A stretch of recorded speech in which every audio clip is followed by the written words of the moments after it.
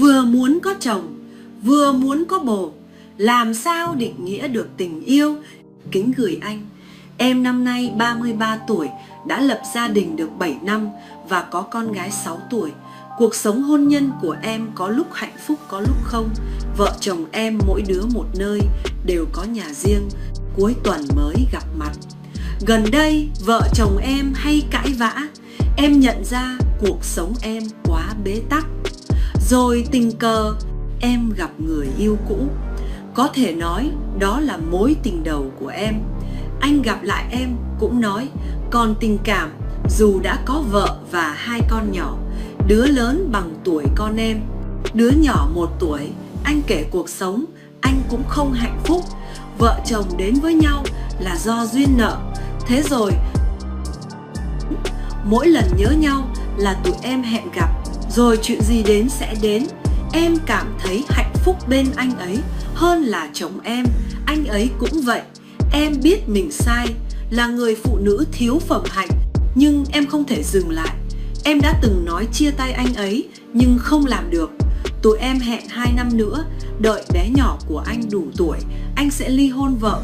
Nhưng em rất lo trong thời gian chờ đợi, sợ bị phát hiện rồi mang tiếng ngoại tình, thiên hạ sẽ cười chê.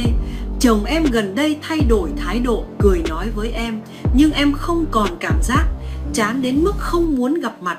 Dù anh rất thương con và lo cho gia đình. Em phải làm sao đây chị?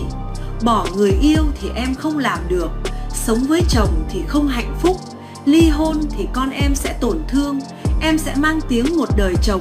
Bạn thân mến, bạn tự nhận xét mình thiếu phẩm hạnh, đúng. Không phải vì bạn hết yêu chồng và yêu người khác, mà vì cách bạn nói về sự không phẩm hạnh của mình, thản nhiên, lạnh lẽo. Như thể bạn đang nói về cái bớt hay vết chàm nào đó vậy thôi. Bạn đổ trách nhiệm của việc mình ngoại tình lên vai chồng.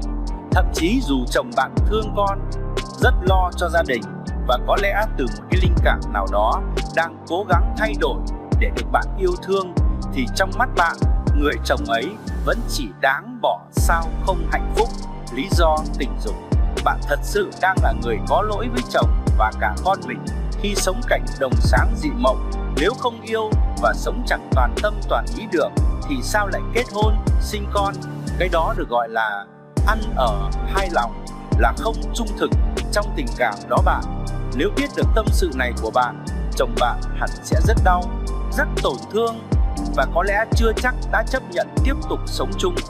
Giờ đây, nếu bạn cảm thấy rằng bạn có thể yêu thương và sống hết lòng với chồng, con của mình, thì hãy quên đi quá khứ.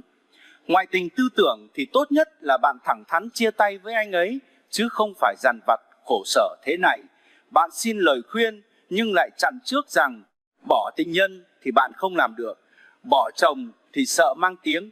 Nghĩa là bạn không muốn cả hai điều ấy, chắc chỉ mong có cách nào che giấu được mọi việc và trấn an lương tâm của mình. Việc duy nhất tôi có thể nói với bạn từ một góc nhìn tỉnh táo rằng người đàn ông có thể hứa hẹn bỏ vợ, bỏ con khi con mình chỉ mới bấy nhiêu tuổi, đồng nghĩa với việc trước giường vợ chồng vẫn còn ấm hơi, hạnh phúc chăn gối, là gã xảo trá và bịp bợm. Bạn chỉ có thể chọn hoặc trở thành người vợ xứng đáng với người chồng biết thương con và lo cho gia đình, hoặc là tình nhân xứng với một kẻ lừa đàn bà dẻo miệng. Không thể có cả hai điều đó chung trong một cuộc sống đâu bạn. Lời thật mất lòng, mong bạn hiểu. Chào.